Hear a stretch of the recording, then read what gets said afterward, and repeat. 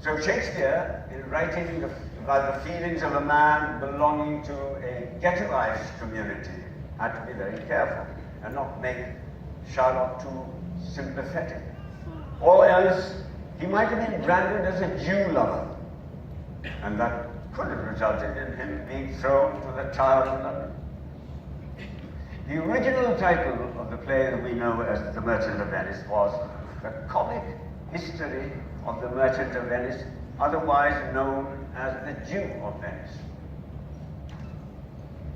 Shylock enters the play a fully grown character, unlike other characters in Shakespearean plays who grow within the play.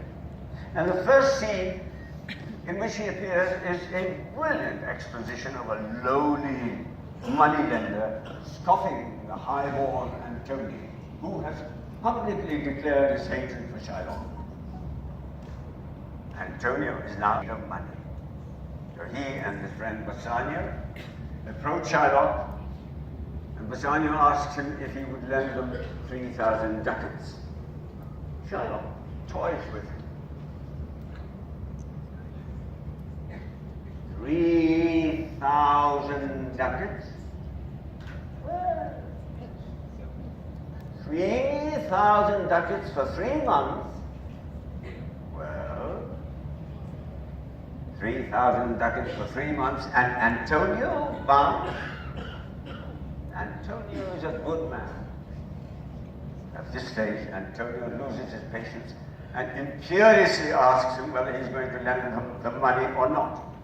Shylock can no longer contain his emotion.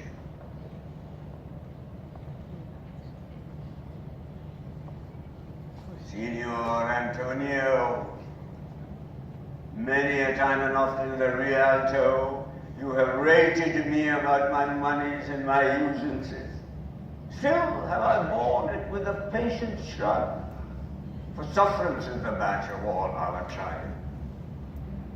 You call me misbeliever, cutthroat, dog, and spit upon my Jewish gabardine, and all for use of that which is mine own. Well then, it now appears you need my help. Go to them. What should I say to you? Should I not say, hath a dog money? Is it possible a cur can lend 3,000 ducats? Or shall I bend low, and in a bondman's key, with bated breath and whispering humbleness, say this, fair sir, you spit on me Wednesday last, you called me dog another day, you spurned me Saturday, and for these courtesies, I'll lend you thus much money. Nevertheless, he does. He does lend him the money on the condition that if Shylock cannot pay it back within 3 months, Shylock, will not charge any interest, but take a pound of Antonio's flesh. Oof. Antonio agrees. Time passes. 3 months are over. Shylock is now wrapped in resentful sorrow because his daughter has fled from the house and taken all the valuables with her. But what galls him the most is that she has eloped with a Gentile. The only thought that gives him solace is that Antonio can no longer pay back his debt because his ships have been destroyed and he is a ruined man. So while he wanders through the marketplace, seething with frustration, a friend of Antonio taunts him about the pound of flesh and says, "What's that good for?" "To bait fish withal.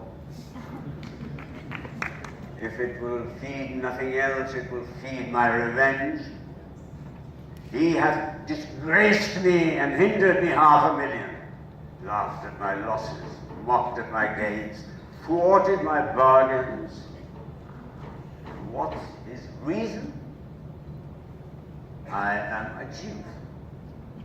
Hath not a Jew eyes? Hath not a Jew hands, organs, senses, dimension, affection, passion? fed with the same food, subject to the same diseases, healed by the same means, warmed and cooled by the same winter and summer as a Christian is? If you prick us, do we not bleed? If you tickle us, do we not laugh? If you poison us, do we not die? And if you wrong us, shall we not revenge? If we are like you in this, we shall resemble you in that. If a Jew wrong a Christian, what is his humility? Revenge. If a Christian wrong a Jew, what is his sufferance be? Like Christian example? Why, revenge. If verily you teach me, I shall execute. And it will go hard, but I will better the instruction.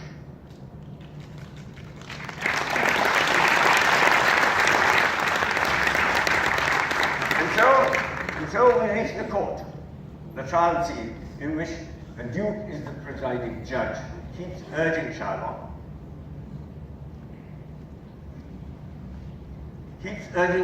to be kind and forgiving.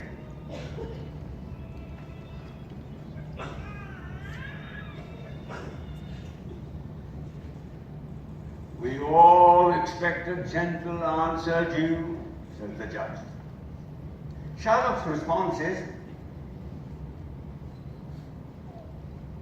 I have possessed your grace for what I purposed, and by our holy Sabbath have I sworn to have the due and forfeit of my bond.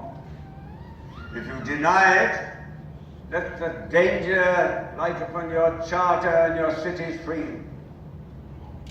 You will ask me why I rather choose to have a weight of carrion flesh than to receive 3,000 ducats.